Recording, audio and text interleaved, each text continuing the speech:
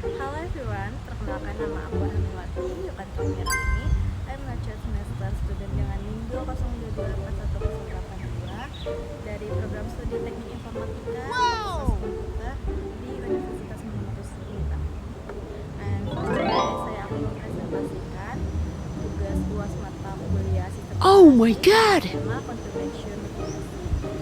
And I hope this presentation can be informative and useful. And thank you for your attention.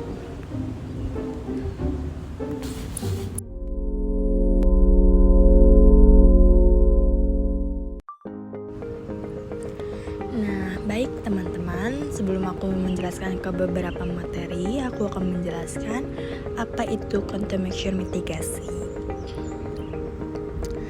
Countermeasure mitigasi adalah serangkaian tindakan atau strategi pengamanan yang diterapkan untuk mencegah, mengurangi, dan mengendalikan dampak ancaman terhadap suatu sistem, khususnya sistem operasi. Dan countermeasure bertujuan melindungi sistem dari berbagai risiko seperti malware, serangan jaringan, akses tidak sah, serta pencurian atau kerusakan data.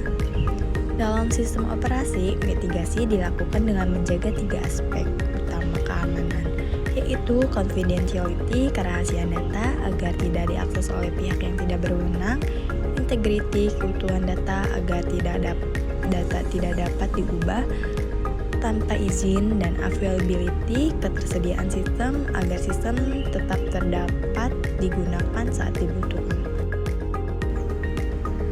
Selain itu, countermeasure juga memiliki dampak positif, seperti segala upaya yang dilakukan sebelum, saat, dan setelah sebuah masalah atau ancaman terjadi, dengan tujuan supaya dampaknya tidak terlalu parah. Mitigasi itu bukan berarti kita bisa menghentikan masalah 100%, tapi setidaknya kita tidak kaget, tidak panik, dan tidak langsung tumbang saat masalah muncul. Ibaratnya seperti ini, kalau kita tahu bakal hujan, kita bakal bawa payung dan hujannya tetap turun, tapi kita nggak basah kuyup. Dan kalau sistem komputer kena serangan, mitigasi bikin sistem lebih siap, lebih kuat, dan lebih cepat pulih. Jadi, countermeasure itu seperti langkah antisipasi dan perlindungan agar risiko bisa dikendalikan, bukan nunggu kejadian dulu baru ribut, tapi sudah siap strategi sejak awal. Selain itu, countermeasure juga memiliki papan inti, yaitu masalah boleh datang kapan saja, tapi kita sudah punya rencana, alat, dan solusi untuk menghadapinya.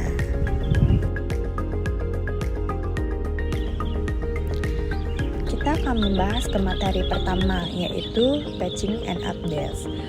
Patching dan updates adalah proses pembaruan sistem operasi dan perangkat lunak yang bertujuan untuk memperbaiki bug, menutup celah keamanan, vulnerability, serta meningkatkan kinerja dan stabilitas sistem.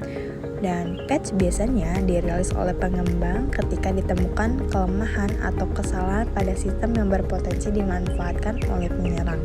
Tanpa melakukan patching dan update secara rutin, sistem operasi menjadi rentan terhadap serangan malware, hacking, dan pencurian data karena banyak serangan siber memanfaatkan celah keamanan lama yang sebenarnya sudah diketahui.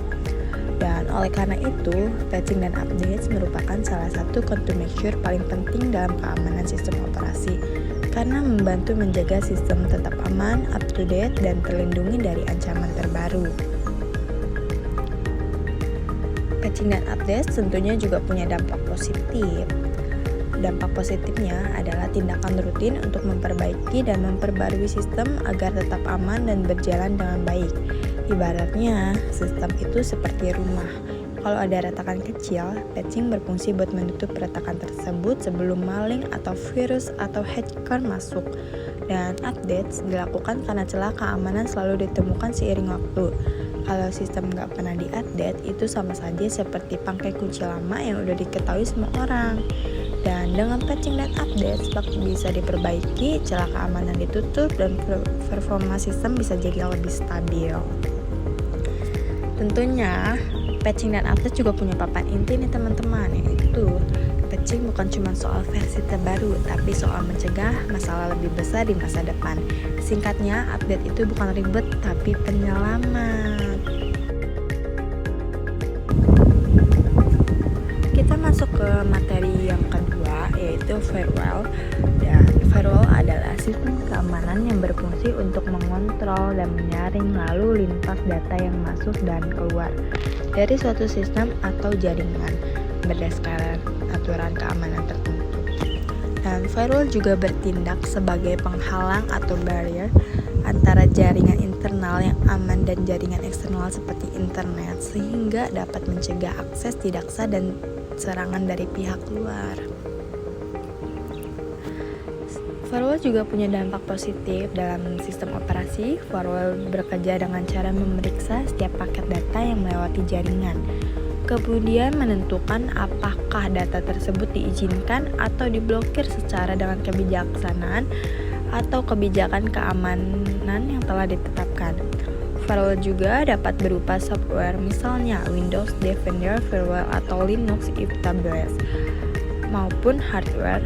Dengan menggunakan firewall, sistem operasi dapat terlindungi dari berbagai ancaman jaringan seperti hacking, scanning port, dan serangan berbasis jaringan lainnya, sehingga keamanan dan stabilitas sistem tetap terjaga. Tentunya, firewall juga memiliki papan inti, yaitu firewall itu penjaga setia yang bekerja diam-diam tapi penting.